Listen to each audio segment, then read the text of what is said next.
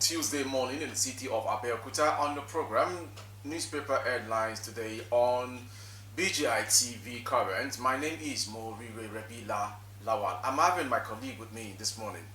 I say a wonderful good morning to all our viewers across the globe. My name is Ige Olalekon. As we take you through the daily's review for today, please sit tight and enjoy the program.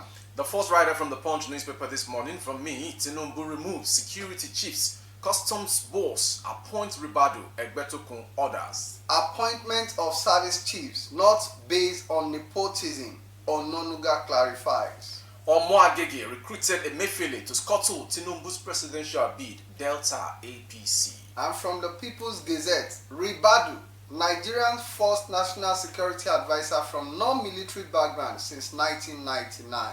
Again, LP, INEC lawyers clash over poll materials. And from the Daily Post, civil service chiefs, Tinubu has proved himself a unifier, Ohaneze Indigo says. FG implements 7.5% VAT on diesel, Nigerians kick. And from the Nation newspaper, subsidy palliatives plan ready in August. All right, so this news is in details. President Bola Ahmed Tinubu on Monday carried out a major shake-up of the nation's security architecture with the immediate retirement of all the service chiefs and Inspector General of Police Usman Alkali Baba. Also affected are special advisors and the Controller General of the Nigeria Customs Service. According to a statement by the Director of Information, Office of the Secretary to the Government of the Federation, Willie Bassi, a former theater commander, Operation Adenke, Major General Christopher Musa, has replaced General Lucky Irabo as the Chief of Defense Staff. Similarly, Major General Taurid Lagbaja is now the Chief of Army Staff. He replaced Lieutenant General Farouk Yahya. Air Vice Marshal H.B. Abubakar was appointed as the Chief of the Air Staff in place of Air Marshal Oludayo Amoho, and Rear Admiral E.A. Ogala will take over from Vice Admiral Awal Gambo as the Chief of Naval Staff. The rider coming again from the Punch newspaper, Tinubu removes security chiefs, custom boss, appoints Ribadu, Egbetokun orders. And from the Daily Post, appointment of service chiefs not based on nepotism, Ononuga clarified. The Director of Media and Publicity of the defunct Tinubu Shetima campaign organization, Bayo Ononuga, said the appointment of new service chiefs by President Bola Ahmed Tinubu was not based on nepotism. He made this clarification on Monday through his official Twitter handle. Recall that Tinubu sacked all service chiefs on Monday and appointed their replacement. Reacting to the claims of nepotism, Ononuga stated that Rear Admiral Emmanuel Ikechukwu Ogala, Chief of Naval Staff, is from Southeast Enugu, and Major General Ekpa Udeide, Chief of Defense Intelligence, hail from the South-South, Obudu Katu, Cross River State. He said the appointments spread across the major geopolitical zone in the country. Here is a breakdown of the states and regions of service chiefs.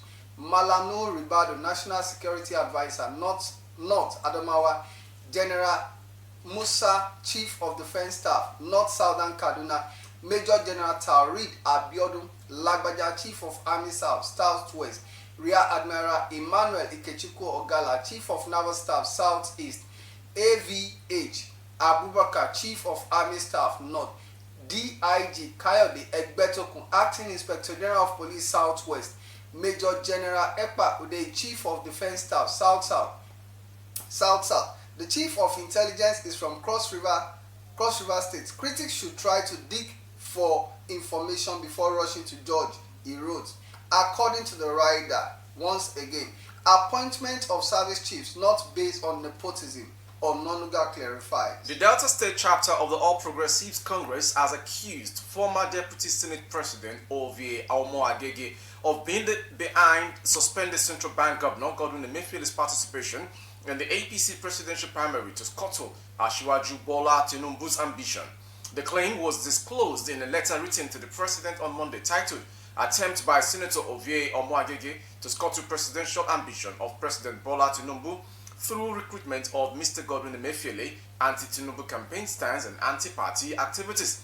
The letter, which was made available, was signed by State's APC Secretariat, Inana Michael, Delta North Chairman Tom Ona, South Chairman Nelson Ogarama, and Central Chairman Michael Orunefe.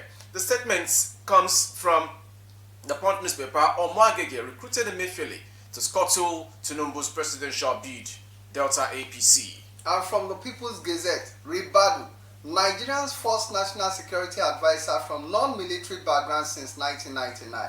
President Bola Ahmed Tinubu on Monday appointed Nuhu Ribadu as national security advisor, the first without military background since the return of democratic governance in 1999. The announcement of his appointment put to rest the speculation that the president might consider a non-military person for the position. Mr. Ribadu, pioneer EFCC chairman, will become the third retired police officer after late Gambo Jimita and Ismail Gwazo to be appointed to the position. He was born on November 21, 1960 and was an intelligent police operative who retired as Assistant Inspector General of Police. He came to the national limelight as a star prosecutor at the Oputa panel created to investigate human rights abusing during the military era. He was later appointed chairman of the Petroleum Special Revenue Task Force before he was the pioneer EFCC chairman. The federal government tasked the EFCC to counter corruption and fraud in the country.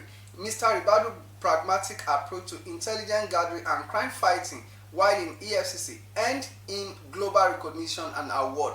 And according to the headline once again, Nigeria first national security advisor from non-military background since 1999.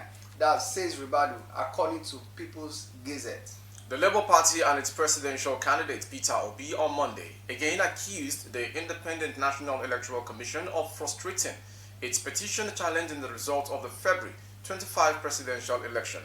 Their lawyer, Jibrin Okutepa, signed complaint to the Presidential Election Petition Court in Abuja that all the documents we have asked for, INEC has refused to give us. These documents were certified since May 29. We have severally written letters detailing the documents we needed in the proof of our petition.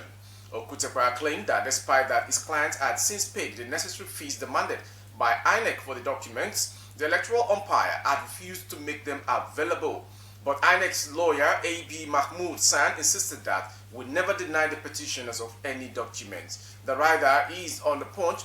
Again, LP, INEC lawyers clash over poll materials. And from the Daily Post, Service Chiefs, Tinubu has proved himself a unifier. Ohaneze Youth, Apex Igbo Socio-Cultural Organization, Ohaneze Indigbo Youth Council Worldwide, has lauded President Bola Ahmed Tinubu for appointing an Igbo son as one of the service chiefs.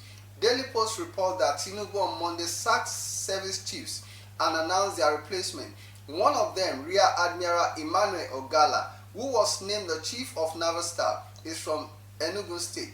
In a statement made available to journalists on Tuesday, the national president of the Igbo group, Mazi Okwe Nnabueku, said Tinubu had taken a bold step towards national healing as he promised the citizen. Okwe recalled that for 8 years we cried, we shouted on top of our voices that no Igbo man is among the top security echelon of the country. But the former president Muhammadu Buhari turned deaf ears. He made sure that Indigbo were totally subjugated under his administration. However, just within a few days in power, President Bola Ahmed Tinubu has demonstrated total readiness to right those wrong. Okwe said, the appointment of Ogala from Enugu State is a clear testimony of President Bola Ahmed Tinubu's desire to reunite the country. The immediate past administration handed over to him a very fragmented country like never before. However, Mr. President's actions so far have given home to Nigerians that good things are ahead.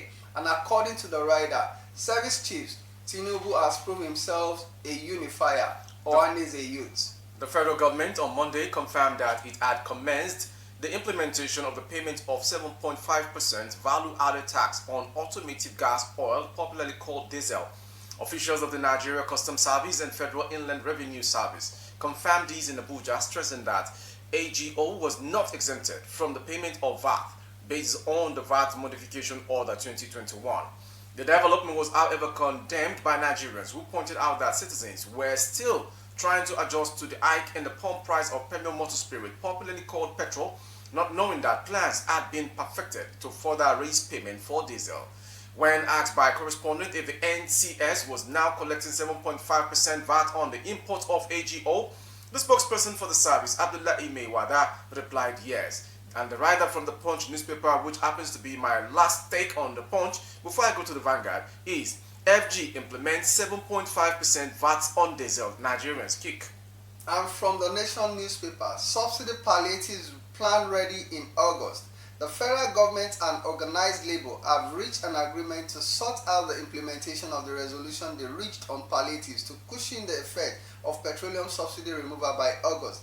Representatives of the government and those of the Nigerian Labour Congress (NLC) and the Trade Union Congress (TUC) adjourned meeting 2 weeks ago after jointly drawing up 7 resolutions and 3 agreements for the welfare of workers and other Nigerians.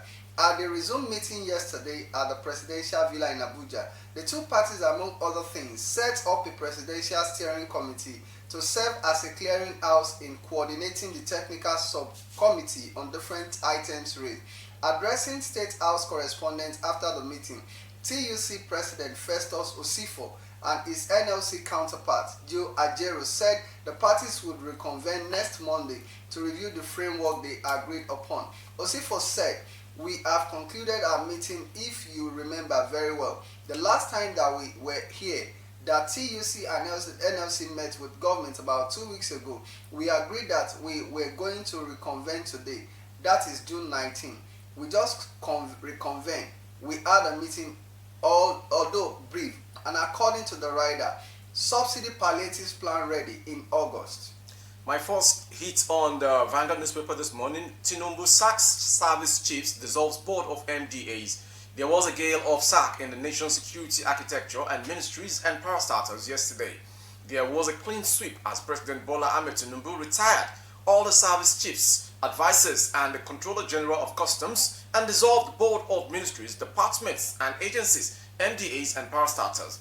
The president also replaced some top military commanders in a move that shook the security firmament of the country. Mayor President Tinubu, who recently ordered the security chiefs to synergize and crush oil thieves and criminals, ordered the changes shortly before jetting out to France on his first foreign trip as elected head of state.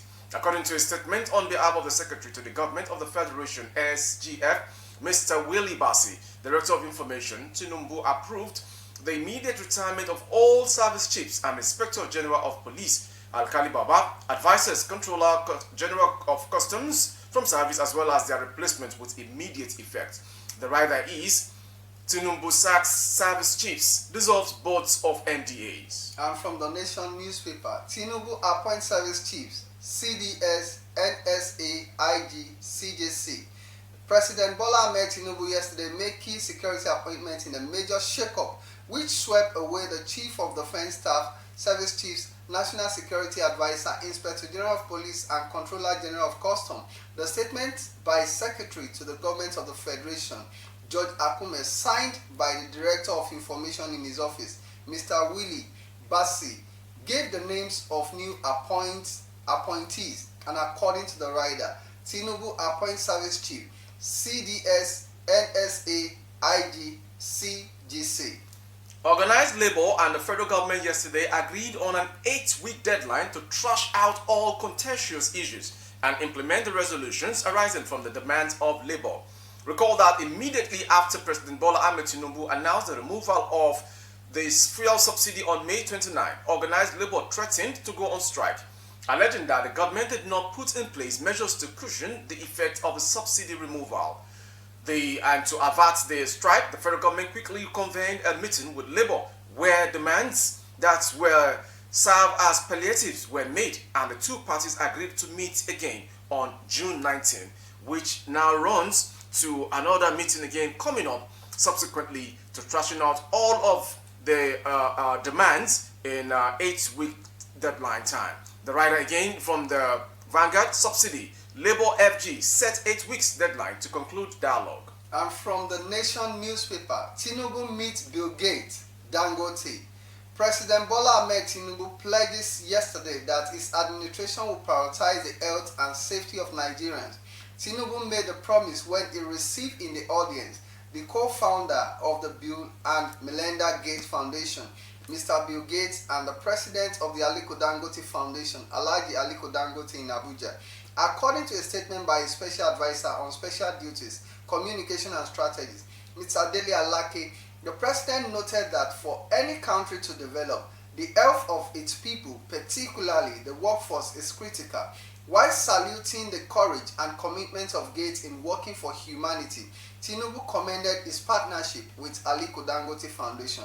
The president said his administration would do all that was required to make their work in Nigeria and Africa successful, particularly in the area of eradicating polio, measles, malaria, and other diseases. And according to Ryder, once again, Tinubu meets Bill Gates Dangote. The Naira yesterday depreciated by 16% to 770.38 per dollar in the investors and exporters I&E window following a surge in demand for dollars worsened by acute supply shortage. Data from the FMDQ showed that the indicative exchange rate for the window rose to 770.38 per dollar from 663.04 per dollar last week Friday, indicating 107.34 Naira depreciation for the Naira. But in the parallel market yesterday, the Naira appreciated from 4 Naira to 755 Naira per dollar from 759 Naira per dollar last week. And the Rider again, Naira depreciates to 770.38 Naira as demand pressure eats I&E. Now, Moriri, coming to think of it, yesterday, should we say it's an hurricane that took place in the country that swept all the foundation of the architecture of military or defenses, or what do you see to that? It's a welcome idea, and I support that moves and action, because already since the emergence of the outgone president Buhari, the service chiefs, the generals so-called, they've been there doing nothing. The budgets, finance and funds, everything goes there, but there is no success on the security challenges we've been facing in the country. As regards the unknown gunmen, the banditries, the herdsmen, the killings, which has been rocking the country as a whole, because we have the ones of unknown gunmen in the southwest and south-south and southeast per se. Then the one concerning insurgency and banditry rocks the northern region of the country, and they are all there, or they were all there as service chiefs and even generals, and doing nothing. Where are the money allocated to security, to Navy, Nigeria Police Force, to military, to many of them, to mention a few, and particularly I am so concerned as regards the sacking of Alkali Baba. There was a court's injunction that was asking him to present himself over 2 months or more than, and he refused, acting like he has one autonomy. Former. Okay. He's not a former. Exactly. And I'm so happy that yes, he was forced into retirement. Before the going of Buhari, there was a time some movements came out to speak about him that yes, he ought to have retired, and some kangaroos came out again to defend him retaining his office, that outgone President Muhammadu Buhari had reappointed him, that he could be in the office even after attaining the age of service. I'm so happy that yes, he's out of the system. Now, there are several cases against him. There were some police officers, he forced them into retirements, and the court had ruled that he should bring them back into the commission, and he refused. Now, who is forced to retirement among them now? Definitely, it's a good warning and a good action. Then to all of the Lucky Irabo, to all of the Farouk Yahya, to all of the Sadiq Abubakar, they've done nothing when it comes to security of life and property. How many of Nigerians got killed during their time? And this thing rocks their own states. Majority of them are from the north. You need to secure all of these things. You need to save all of these lives. Go after these people. You tell us the military had a gun duel with Boko Haram with insurgency for hours, and many fled the scene with gunshot injuries and the likes. Are they spirits? Sometimes we'll hear on the dailies that yes, Nigerian army recorded huge success against Boko Haram and ISIS and stuff like that. Where are the documentation and facts and figures? Nigeria is not a dramatic play. It's not a dramatic field. People's lives are at stake. What about the lives and savings and the incentives meant for all the soldiers that confront these people at the war front? If you cannot record success in your country and you are going to another country like Sierra Leone, Liberia, Sudan to make peace reign after going through one or two serious problems in their countries, when they are fighting themselves, they call Nigerian army to go there and they make peace. But in Nigeria, they can't make peace. Okay. I'm happy with the way everything goes because right now we have one of the sons of the southeastern part that have been clamoring, crying for a just position. If they can't do it, they wouldn't be wanting it. They wouldn't be requesting for it. Nigeria is not just a state for the northern people. Fine, from inception of the name Nigeria as a country, from records, it's been the Hausas, it's been from the northern parts. But all the same, what have we enjoyed? The last time this country ever enjoyed everything working fine was during the late Umaru Musa Yar'Adua, if I'm right. And that was the last time we ever enjoyed everything in this country. Those days, you can buy fuel of 5 litre with at least maybe 300 naira. Or maybe like 500 naira, then you can even buy your engine oil to your generators, or to your generating set for like maybe 200 naira. Then you go ahead and power your gen over the night, no issues. Crime rate was reduced, except the Niger Delta guys that were agitating for something. And he spoke with them on the round table and everything subsided.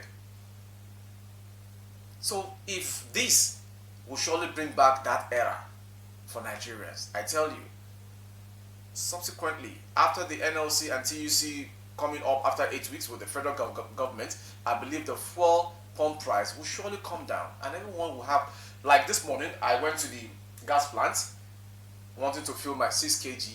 I got to hear the price, 3,400. It used to be 4,000 plus before. Gradually, something is coming up to Nigerians.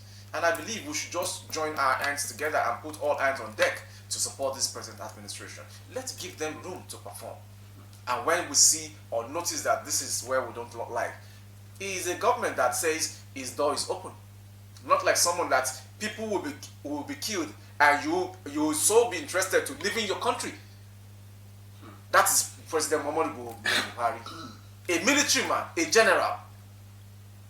It's such a shame. Okay, things will get fine. Now, let's look at this appointment from this perspective. You know, I want to pick something from some of the analysis you just gave. All right. Looking at this appointment, for a long time, it is now a new dawn that the president now feel it as a sense of responsibility by appointing someone from the southeast. Now, what do you think would have gone wrong that made the previous head of state to feel like not even looking at that area? Should we say the recurrence, they thought about the recurrence of the civil war or something that made them to deny the people of Southeast by giving them appointments in the area of security architect of the country? That is loss of senses, nepotism and ethnicity. Ruined President Muhammadu Buhari's security architecture senses there. So with all of this in place now, there is nobody that will think of maybe the Southeasterns will have this sense of wanting to bring back what we know as civil war. War is never a good thing. We only know the starting. We do not know or have idea on how it's going to end. Everyone needs togetherness, harmony, happiness. There is no country that enjoys fighting. Imagine what is happening between Russia and Ukraine. So many houses, so many buildings, so many businesses, so many souls, they've all gone. war does not bring development to a country. It kills that country. So we shouldn't be thinking that way. Let's see that, yes, it is time that we have someone as a president of the nation who has deemed it fit that, yes, I need to bring someone